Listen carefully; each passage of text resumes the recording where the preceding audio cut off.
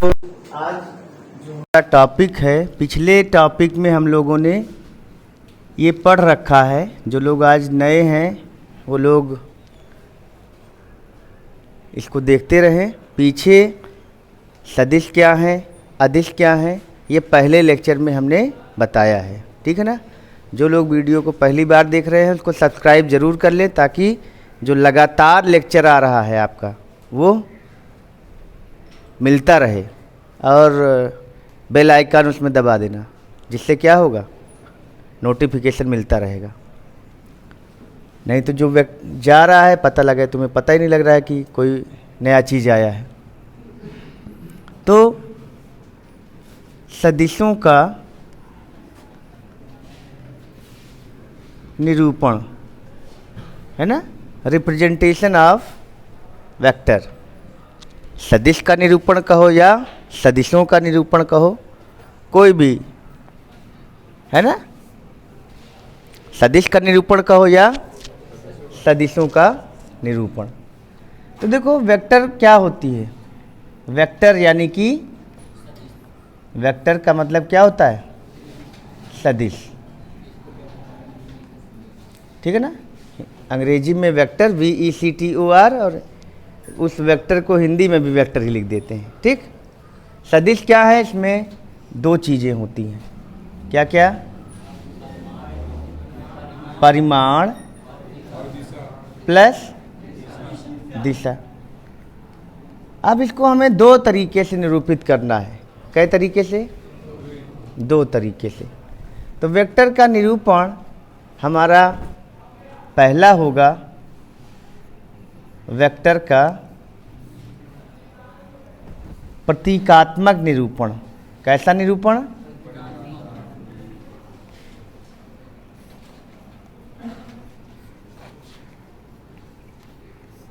ठीक है। Symbolic representation हम कैसे करेंगे, सिंबल में, प्रतीक में। तो देखो कोई भी भौतिक राशि ही वेक्टर या स्केलर होती है।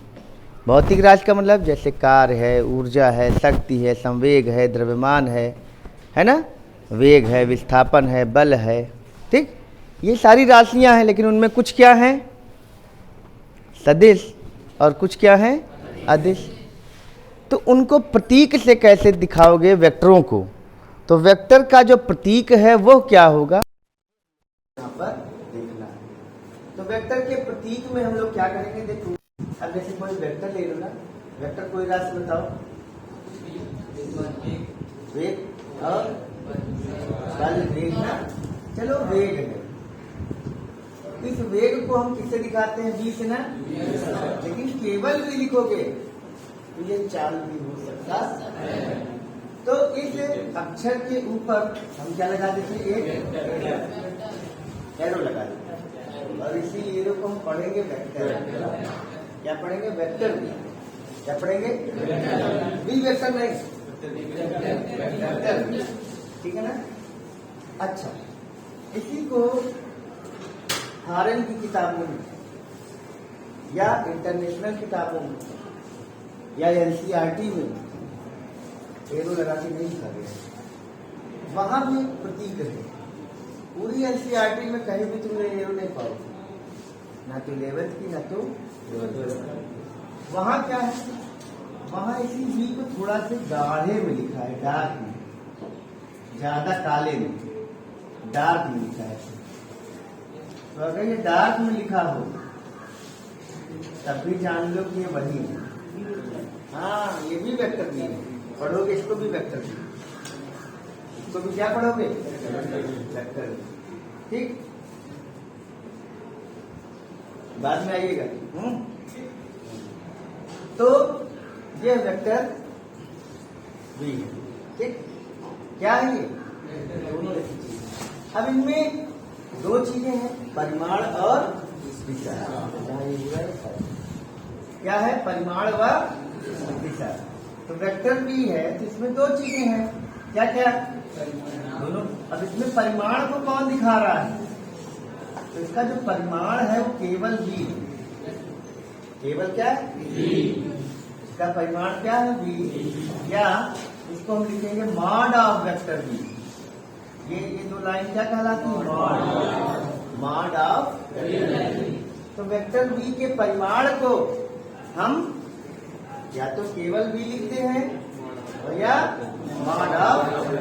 यहाँ भी डार्क नहीं रहेगा, डार्क रहेगा तो क्यों हो जाएगा, ये पतले में है। और ये क्या है? Mod of. ये परिमाण दिखाता है और ये एरो क्या दिखाता है? यह दिशा की उपस्थिति को दिखाता है, दिशा है, ठीक है ना। तो भाई वेक्टर v है, तो चलो इस वेक्टर v को ऐसे लिखा है, मान लो लिखा है वेक्टर v बराबर 10 मीटर प्रति सेकंड पूर्व दिशा। देखो अगर केवल वेक्टर v लिखा होगा और वेक्टर v है और इधर लिखा रहता केवल 10 मीटर प्रति सेकंड, तो गलत लिखा रहता, क्योंकि इधर क्या है? परिमाण भी है और इधर भी परिमाण और दिशा पूरा होना चाहिए। अगर कोई लिख देता वेक्टर v बराबर 10 मीटर प्रति सेकंड, ये सही लिखा है, ये गलत भी नहीं है, लेकिन ये अधूरा है, या ये इनकम्प्लीट है ना। वेक्टर v बराबर इधर केवल v की वैल्यू दी गई, परिमाण दिशा का ऐसा नहीं है। बोलो, तो कोई भी वेक्टर में अगर यहाँ अगर केवल v लिखा होता, v बराबर 10 मीटर प्रति सेकंड, ये सही है। क्यों? तो केवल परिमाण है, इधर वेक्टर नहीं लगा है, इधर भी वेक्टर दिशा नहीं है। बोलो, तो परिमाण क्या होता है? कोई भी वेक्टर को हम उस अक्षर के ऊपर, इसके प्रतीक के ऊपर एरो लगाकर दिखाते हैं, एरो दिशा को, और वो अक्षर या उस वेक्टर का मॉड परिमाण को दिखाता है, ठीक है ना। यहाँ मॉड ऑफ वेक्टर v क्या होगा? जल्दी बोलो, किसी को v बोले, v और मॉड ऑफ वेक्टर v कितना हो जाएगा? जल्दी बोलो, 10 मीटर। समझ गए कि नहीं समझ गए? और ये एरो क्या है? हो गया नहीं? तो कोई भी वेक्टर को प्रतीक के रूप में उस वेक्टर के प्रतीक के ऊपर एरो लगाकर प्रदर्शित करते हैं, एरो दिशा को और वो अक्षर या वेक्टर का मान परिमाण को दिखाता है। तो ऐसे बल होगा तो, है ना, इसी प्रकार अगर हम बल लेते हैं तो बल को किससे दिखाएंगे? Vector F. वेक्टर एफ अगर हम कह देते हैं 25 न्यूटन उत्तर पूर्व में, उत्तर पूर्व में, तो क्या हो जाएगा? यहाँ वेक्टर एफ का मॉड क्या है? जल्दी बोलो, किसी को एफ बोलते हैं ना, एफ लिखो। अभी एफ डार्क वाला नहीं है, इस तरह वाला नहीं है। अगर इस तरह कर दोगे तो वेक्टर एफ हो जाएगा। तो वेक्टर एफ का परिमाण या केवल एफ क्या हो जाएगा? 25 न्यूटन, और एरो यानी दिशा क्या हो जाएगी? उत्तर पूर्व यानी नॉर्थ ईस्ट, ठीक है ना। हो गया नहीं? ये कौन सा निरूपण है? ठीक है ना। तो अगर लिखना चाहना तो घर जाके लिख लेना कि वेक्टर को किसी भी भौतिक राशि को के प्रतीक के ऊपर तीर का चिन्ह लगाकर प्रदर्शित किया जाता है ना। तीर दिशा को वह अक्षर परिमाण को प्रदर्शित करता है। उसके बाद अर्थात करती है। ठीक, आगे अगला जो निरूपण बच्चा है वो थोड़ा सा खतरनाक है, इसीलिए तुम लोगों को पढ़ने पेंसिल लाने को बोला गया। लाए हो? जो नहीं लाए होगे वो बाद में पूछ जाओगे, हम चेक करेंगे। देखो वेक्टर का जो एक निरूपण यहाँ पे हम लोग देखेंगे वो है ग्राफीय निरूपण। कौन सा निरूपण? अब क्योंकि वेक्टरों का जो योग होता है, वेक्टरों का जो जोड़ होता है वो सामान्य जोड़ से अलग होता है। वेक्टरों को जोड़ने के लिए हम कौन सी विधि का यूज करते हैं? वेक्टरों को जोड़ने के लिए हम लोग त्रिभुज नियम या चतुर्भुज नियम का यूज करते हैं। देखो वेक्टर ऐसे नहीं कि 3 और 4 का जोड़ 7 है, तो 3 और 4 का जोड़ 3 जाए, ठीक है ना? 3 और 4 का जोड़ 4 जा सकता है। कहने का तात्पर्य यह है कि यहाँ कोई नई विधि है जिससे हम क्या करते हैं, वेक्टरों को जोड़ते। तो वेक्टरों को जोड़ने या घटाने के लिए, है ना, वेक्टरों को जोड़ने या घटाने के लिए या गुणा करने के लिए अगर उनको ड्रा करना है तो हमें उनकी ग्राफीय विधि का प्रयोग करना पड़ेगा। वेक्टरों में एक विधा जो है, एक संक्रिया जो है वो परिभाषित नहीं हो, है भाग। 2 वेक्टरों को जोड़ा जा सकता है, 2 वेक्टरों को घटाया जा सकता है, 2 वेक्टरों का गुणा किया जा सकता है, लेकिन 2 वेक्टरों का भाग नहीं होता। तो भाग जो है वो वेक्टरों, 2 वेक्टरों का भाग परिभाषित नहीं है। कौन कौन परिभाषित है? जोड़, घटाना और गुणा। तो जोड़ने, घटाने, गुणा के लिए वेक्टरों को एक तीर से दिखाया जाता है। तो वेक्टर का ग्राफीय निरूपण में तुम लोग क्या लिखोगे कि ग्राफीय निरूपण में वेक्टर को एक तीर से प्रदर्शित करते हैं।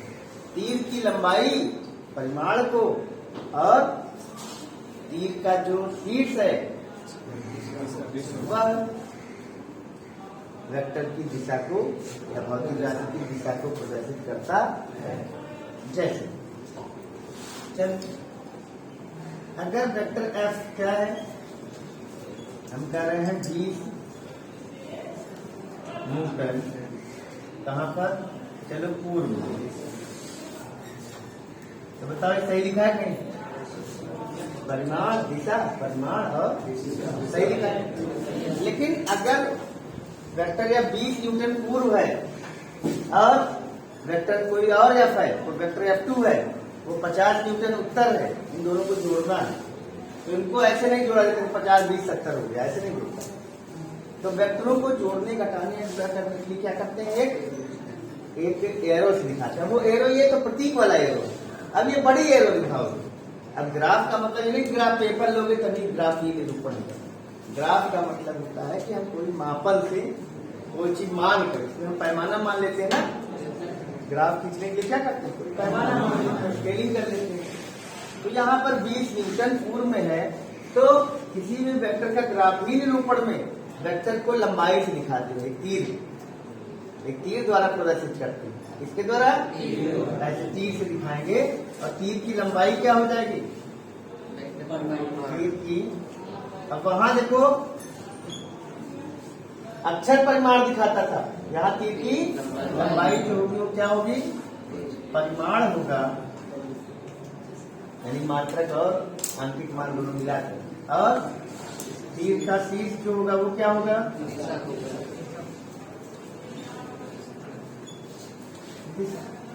बोलो, ये दिशा कुछ भी नहीं हो सकती, जो दी गई दिशा रहेगी वही लेनी पड़ेगी ना। तो चलो तीर की लंबाई बताओ, लंबाई किसमें होगी, लंबाई तो मीटर, किलोमीटर, सेंटीमीटर, मिलीमीटर इनमें होती है। तो ये जो वेक्टर को हमें खींचना है, लंबाई से खींचना है, ये काफी में खींचना है ना। तो भाई काफी में तो लंबाई मीटर में हो नहीं सकती, किलोमीटर में हो नहीं सकती। तो सेंटीमीटर की ऐसी चीज है कि 10-12 सेंटीमीटर के अंदर अंदर कोई लाइन होगी तो तुम खींच पाओगे, बोलो। तो हम 20 न्यूटन तो लंबाई होती नहीं, लेकिन वेक्टर को तीर से खींचते हैं और तीर में क्या होगी, लंबाई होगी। तो जाहिर सी बात है हमें 20 न्यूटन को लंबाई में बदलना पड़ेगा, ठीक है ना। बहुत कंसंट्रेट होगी इधर देखो, ठीक है, तो कुछ पढ़ने नहीं पड़ेगा और एग्जाम में आना है। तो 20 न्यूटन को तुम्हें क्या करना है, लंबाई में बदलना है। तो 20 न्यूटन को अगर 20 सेंटीमीटर मान लो तो 20 सेंटीमीटर ज्यादा हो जाए, है कि नहीं। तो हम मान लेते हैं, माना 2 न्यूटन बराबर 1 सेंटीमीटर, 2 न्यूटन बराबर 1 सेंटीमीटर। तो 20 न्यूटन बराबर क्या होगा? दोनों तरफ 10-10 से गुणा कर, समान संख्याओं से गुणा करने में कोई फर्क नहीं पड़ता। 20 न्यूटन बराबर क्या हो जाएगा? 10 से गुणा कर दो, इसमें 10 सेंटीमीटर हो जाएगा नहीं? तो अगर ये पैमाना इतना मान लिया तुमने, तो अब हमें लंबाई कितने सेंटीमीटर सीखनी है? 10। अगर मान लो 10 सेंटीमीटर तुम्हारी कॉपी में नहीं आ रहा हो तो हम 4 न्यूटन को 1 सेंटीमीटर मान लो, 3 को मानेंगे दशमलव मान लेंगे, 4 न्यूटन को 1 सेंटीमीटर मान लो, 5 से गुणा करना पड़ेगा, तो 5 सेंटीमीटर का आ जाएगा ना। बोलो, तो तुम चाहे यदि 4 न्यूटन बराबर 1 सेंटीमीटर, तो इसको 20 लाना है ना, 5 से गुणा कर, तो 20 न्यूटन बराबर 5 सेंटीमीटर। ऐसे नियम से भी लगा सकते हैं, 2 न्यूटन बराबर 1 सेंटीमीटर, 1 न्यूटन बराबर 1/2, 20 न्यूटन बराबर 1/2 गुणे 20 बराबर 10, ऐसे भी हो सकता है। तो कौन अलग है? चलिए, तो हमें कितने सेंटीमीटर की लाइन खींचनी है? 5। वो भी किधर खींचनी है? पूर्व में। तो पूरा दिशा तुम्हें पता होनी चाहिए। अब पूरा हम अपने जिस तरफ बैठे हो वहां से पूरा पश्चिम उत्तर दक्षिण नहीं देखेंगे, क्योंकि हमें कॉपी में बनाना है। तो कॉपी में कैसे बनाना है? मानचित्र वाला पूरा पश्चिम उत्तर दक्षिण। अपनी कॉपी में क्या करोगे? ये पूर्व है, ये क्या है? पश्चिम है, ये क्या है? उत्तर है, ये क्या है? ना? अब बताओ हमें, अब हम यहीं से लेंगे, हम वेक्टर को यहीं ड्रा करेंगे। कहाँ खींचना है? मूल बिंदु। कितना सेंटीमीटर? अगर ये पैमाना माने तो 10 सेंटीमीटर की लंबाई कितनी है? ये पैमाना माने तो 5। जो पैमाना लिखे रहोगे उसके हिसाब से तुम खींचना, ठीक? कितनी लंबाई का खींचना है बताओ? यहाँ से 5 सेंटीमीटर को इधर ऐसे खींच और एरो लगा दिए, क्योंकि इधर ही तो है ना, पूरब किधर है? इधर ही तो है। तो ये हो गया कि नहीं? ये तो यही 5 सेंटीमीटर जो हम खींचेंगे, इसको लिखा क्या जाएगा? 20 न्यूटन हो गया, 20 न्यूटन है ना। वेक्टर बराबर 20 न्यूटन। इसका मतलब है कि तीर की जो लंबाई है वही क्या है? परिमाण है। और वही क्या है? वही क्या है? मॉड ऑफ वेक्टर है, नहीं? और तीर का शीर्ष वही दिशा है। बोलो, ये मॉड ऑफ वेक्टर अभी तो 20 न्यूटन है, और 20 न्यूटन की क्या है? तीर की लंबाई। ये तीर की लंबाई क्या दिखा रही है? 20 न्यूटन, ठीक है ना। तो ऐसे कोई भी वेक्टर राशि होगी, हम उसको तीर बना लेंगे। यहाँ क्या क्या मालूम होना चाहिए? दिशा और परिमाण। मान लेते हैं हमको दिया गया वेक्टर v बराबर है ना, हमसे कहा गया कि 200 मीटर प्रति सेकंड उत्तर पूर्व में, उत्तर पूर्व लिखा सही है ना। अगर यहाँ दिशा ना हो तो गलत लिखा हो, तब ये सही नहीं रहता।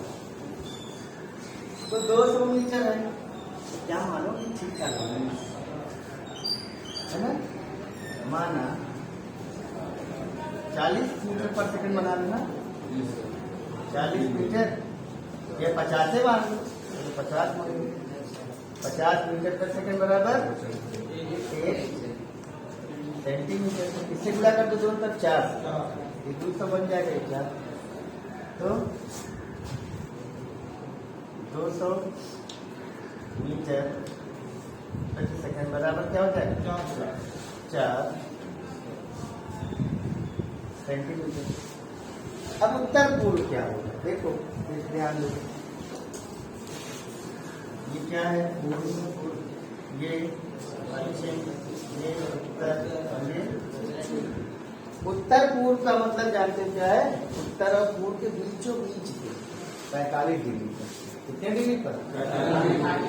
तो ये हमारा क्या हो गया? उत्तर पूर्व। कितनी लंबाई की लाइन खींचनी है?